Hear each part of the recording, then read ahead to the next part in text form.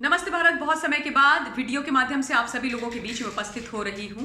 निवेदन, वीडियो को अंत तक देखिएगा, अपना पॉइंट ऑफ व्यू कमेंट के माध्यम से मुझ तक पहुंचाइएगा। और जिन लोगों ने अभी तक मेरे चैनल को नहीं सब्सक्राइब किया है, प्लीज कर लीजिएगा। और अब बात करते हैं उस मंत्री, उस राजनीतिज्ञ की जो महाराष्ट्र और मुंबई के अंदर तहलका मचा करके रखे हुए हैं, जिनकी कोई राजनीतिक सोच नहीं है, जिनका जो कर्तव्य और जो ध्येय है उसको कभी भी वो साकार या मूर्त रूप देते हुए नहीं दिखाई देते हैं, यानी कि जनता की सेवा करते हुए नहीं दिखाई देते हैं, जिनकी सोच सिर्फ इस बात पर अटक जाती है कि मेरा भला हो और बाकी सब जिसको जो करना है वो करे, यानी कि अपना काम बनता तो भाड़ में जाए जनता। ये सोच रखने वाले, झूठ को बढ़ावा देने वाले, झूठ को पेडल करने वाले, लोगों पर अनर्गल आरोप लगाने वाले, बिना बात में कंट्रोवर्सीज क्रिएट करने वाले एमवीए के मंत्री, एनसीपी के लीडर नवाब मलिक की बात कर रहे हैं। आप सब लोगों को मालूम है किस प्रकार एकदम राशन पानी लेके हाथ मुंह धोकर नवाब मलिक अभी कुछ समय पहले तक लगातार समीर वानखेड़े और उनके परिवार के पीछे पड़े हुए थे। रोज सुबह सुबह आते थे, प्रेस कॉन्फ्रेंस करते थे, प्रेस कॉन्फ्रेंस के बाद ट्विटर पर चले जाते थे और झूठ और कहानियां उनके और उनके परिवार के खिलाफ लिखते थे। तब तक लिखते रहे जब तक कि कोर्ट ने एक फटका नहीं मारा, डंडा नहीं मारा कि अब अगले 4 महीने तक कुछ ना बोलोगे, चुपचाप बैठ जाओ। तो अब क्या करें मंत्री जी? मंत्री जी को तो आदत है ना बहुत सारी चीजें कंट्रोवर्सी देने की, गलत रीजन से मीडिया में रहने की, सुर्खियां और हेडलाइंस बनाने की। तो अब उन्होंने एंटीलिया बॉम्ब केस जो हुआ था मुकेश अंबानी जी के घर के बाहर, उसको लेकर के एक बहुत बड़ा बॉम्ब धमाका कर दिया है, सनसनीखेज खुलासा कर डाला है। और इतने बड़े क्लेम को लेकर के वो जनता के और देश के सामने आ गए हैं, जिसको सुन करके कान आंख तो खुलते ही है, क्योंकि धमाकेदार उन्होंने ये धमाका किया है। और उसमें परमवीर सिंह और सचिन वाजे को एकदम देशद्रोही घोषित कर दिया है। लेकिन वो ये भूल गए नेताजी कि जब वो एक उंगली वाजे और परमवीर पर कर रहे थे तो 3 उंगलियां उनकी तरफ भी थी, उनकी सरकार की तरफ भी थी। मैं बताती हूं कैसे। अब कहानी सुनिए आप, जो उन्होंने बनाई है, बड़ी बनाई है मुझे नहीं मालूम।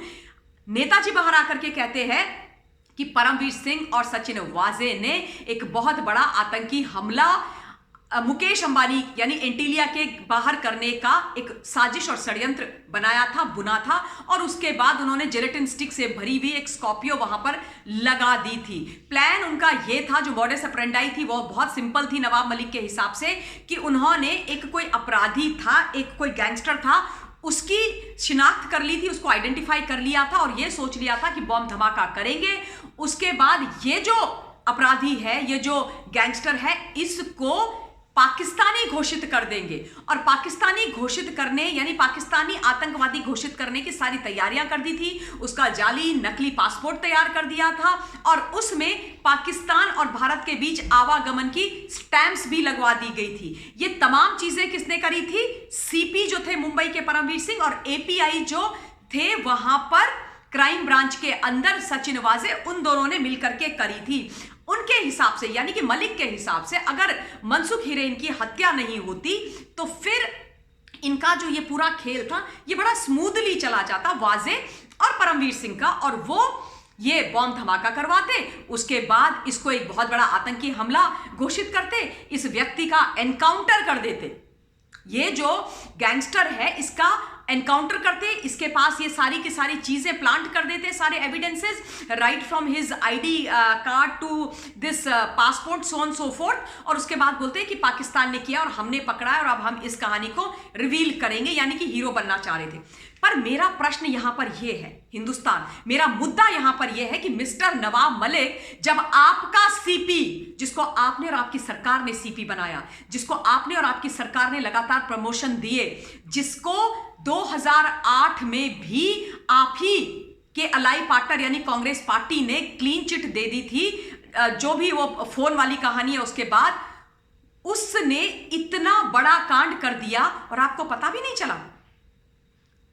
पता भी नहीं चला। ये बताइए, अगर परमवीर सिंह के इंटेंशंस देश विरोधी हैं, अगर वो आतंकी हमले और गतिविधियां इस देश के अंदर कराना चाह रहे थे, एंटीलिया बॉम्ब केस कराना चाह रहे थे, तो फिर आपने क्या सोचकर उनको सीपी बनाया, वो भी भारतवर्ष की आर्थिक राजधानी का। Point number 1। Point number 2, Sachin वाजे वो व्यक्ति जिसके ऊपर ऑलरेडी चार्जशीट चल रही है, उसको सस्पेंड कर दिया गया था मुंबई की पुलिस से, उसको बैकडोर एंट्री दिलाई रातों रात, within no time reinstate किया गया, गैजेट नोटिफिकेशन निकला, उसकी नियुक्ति हुई, तैनाती हुई, सुबह होते होते सारी चीजें हो गई और सचिन वाजे ने खुद बोला कि अनिल देशमुख ने मुझे वापस किया, लेकर के आए हैं। वो चाहते थे कि मैं दोबारा से सीआईयू में एपीआई बनूं और इसके लिए 2 करोड़ भी मांगे थे। शरद पवार नहीं मान रहे थे 2 करोड़ में, लेकिन फिर अनिल देशमुख जी ने बोला कि मैं मनवा लूंगा। ये सारी तमाम स्टोरीज निकल करके आई हैं, सारी कहानियां निकल करके आई हैं। तो अगर सचिन वाजे इतना कुख्यात अपराधी है, इतना बड़ा आतंकी हमला करवा रहा है, तो फिर ये खाकी वर्दी में गुंडे आप लोग क्यों लेकर के आए हो? सचिन वाजे की तैनाती दोबारा से रातों रात उसको रीइंस्टेट क्यों करवाया गया? क्या कारण था? क्या रीजन थे?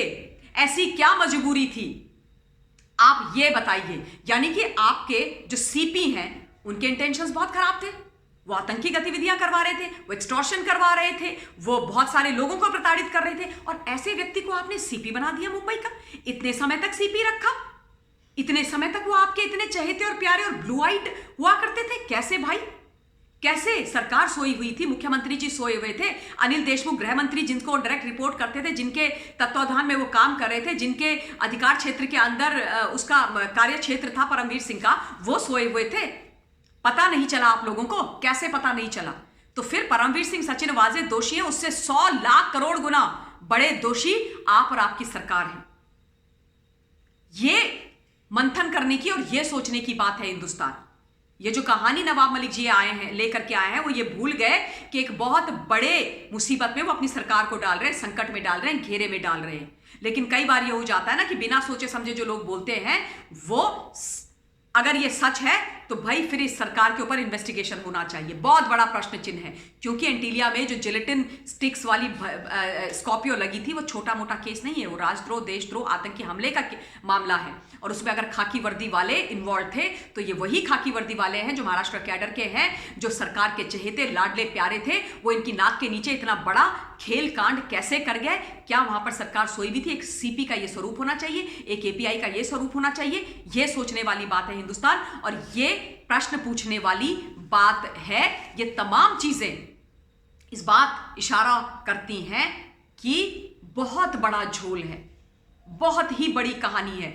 या तो ये कहानी मतलब क्या सोच करके नवाब मलिक कर रहे हैं कि अनिल देशमुख को बचाएंगे, अनिल देशमुख के ऊपर जितने भी आरोप परमवीर सिंह ने लगाए हैं वो आरोप झूठे साबित हो जाएंगे, क्योंकि अगर इस तरीके की प्रेस कॉन्फ्रेंस करके और इस तरीके की बातें परमवीर के बारे में और वाजे के बारे में बोली जाएंगी तो जनता सोचेगी कि भाई परमवीर सिंह तो है ही ऐसा खतरनाक आदमी है, कुख्यात है, तो अनिल देशमुख के बारे में झूठ बोल रहा होगा। नहीं नहीं नहीं नहीं नहीं सर, ये आपकी जो कहानी है ये बिल्कुल हम चलने नहीं देंगे। हम लोगों को समझ में आता है, हम बहुत समझदार लोग हैं, इस देश के जिम्मेदार और जागरूक नागरिक हैं, हमेशा आंख कान खुले रखते हैं और आप लोगों की एक एक बात ध्यान से सुन करके उसको समझ करके जनता के बीच में बोलते हैं। तो हिंदुस्तान, ये मेरा पॉइंट ऑफ व्यू है और ये करेक्ट चीज मैंने एनालाइज करके आप लोगों के बीच में रखी है। आप लोगों से निवेदन कि आप लोग अपना पॉइंट ऑफ व्यू मुझ तक पहुंचाइएगा। इस वीडियो के लिए मैं अपनी वाणी को विराम देना चाहती हूं। जल्द आप लोगों के बीच में फिर से हाजिर होंगी। Till then stay safe, stay blessed and Jai Hind.